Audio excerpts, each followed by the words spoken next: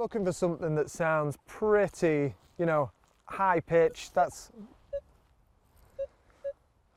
Detectorist David Moss tracking down the past. For him, what lies beneath the soil is a source of utter fascination, almost a compulsion. On this occasion, we're on land in Denbighshire, with the owner's permission, trying our luck. Ooh. unfortunately, What is that? it's foil. Oh, foil! The dreaded foil. Every detectorist's nightmare. Not every find is a disappointment. This is the moment David and fellow detectorist Ian Nicholson unearth what could be the biggest hoard of Roman coins ever discovered in Wales, after David's treasure-finding instincts proved spot on. And amazingly, on the same site, the location of which is a closely guarded secret, David found a second hoard a few days later. The total found up to 15,000 coins. Literally just moved that last bit of soil and there it just revealed the coins on top. Yeah, it was a really unbelievable moment. It's really a surreal feeling. I'm one that every detectorist dreams of finding and experiencing, but yeah, I mean, in that moment I was digging down and started to see like little tiny specks of what seemed like rock or pottery there. Got me a bit intrigued. So by this point Ian's over and he's saying, yep, there's definitely some sort of target there. He's waving over as well, and literally just moved that last bit of soil and there it just revealed the coins on top. Yeah, it was a really unbelievable moment. So what happened then? What did you do then? So the next call was to Susie White at Wrexham Museum. Ian suggested that we were to have a cup of tea first, because we were just, yeah, there's no words for it. We just couldn't think straight. We were over the moon. A lot of adrenaline going. So we had this cup of tea, got on the phone to Susie White, and yeah, one thing led to another. But there were two. Yes. So I mean, you had your cup of tea, you phoned Susie, what did you do then? So I phoned Susie. Unfortunately, with it being a Friday, there was nobody available to actually come out and excavate this hoard. With it being in its vulnerable position with nearby footpaths and a couple of people already asking what we were doing, Susie granted that as long as we were to record it fully, make sure there was as much detail there as possible, and to get as much video feedback for them as possible within that excavation, we could do that, and off we went. Yeah, painful 6 hours, buying our own tools to excavate it from the local builders merchants. Yeah, it was just an unbelievable, unforgettable experience. Did you sleep all night in your car?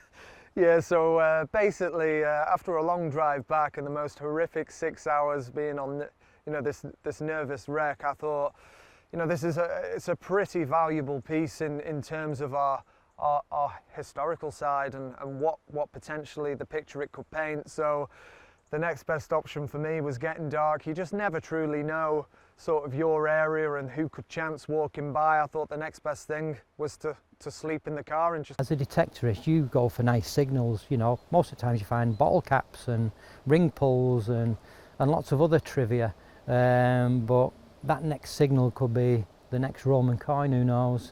And that was exactly what happened. And for me, it's that next target. It's the thrill of the chase, should we say? Because it is fun. You just can't turn up with a metal detector on land and dig. No, you need permission. You need there's two different ways of doing it. You actually go and get the permission off the landowner who actually owns the land that you want to detect on, or you go and speak to the tenant farmer who may allow you access to go on. And you normally need those two bits of permission first before you go anywhere near it, because other than that, then theoretically you're trespassing. And yes, it does rather draw you in. That's iron. It's somewhere in this. I've got. Oh, what? So it was a large bottle cap. I wonder who used that last, and what's it doing here? I know. There we go. See anything there? No, unfortunately, it is too far gone, I'm afraid. But nevertheless, we think this is a judge, and it's just the excitement of finding it. That's it.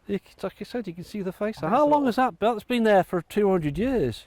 Yeah, at Easily least, 200 yeah, years. 100 to 200 years. 200 definitely, years. The thing is, we've been here. We found the coin. We found something that's old and fascinating.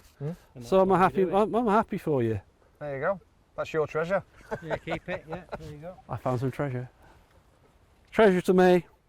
This landowner is all in favour of discovering the past. Lots of people say detectorists are stealing the history, but for me they're revealing the history, and I really am interested in what they find, and then they teach you about the history and when did it come from, and then they get together and look at the finds and work out what could have happened in this area. And you're holding something there. I am. That's from around here, your land around here. Oh yeah, absolutely. So a friend of Dave Moss found this, and it's actually a Bronze Age spearhead, and believe it or not, this was 2,000 years before Christ, so we're talking approximately 4,000 years old. Was that a detectorist found it then? A detectorist found that, absolutely. And if you look at it, it's got some damage there, a really sharp point, and it makes you think, doesn't it, what did that spear go into last?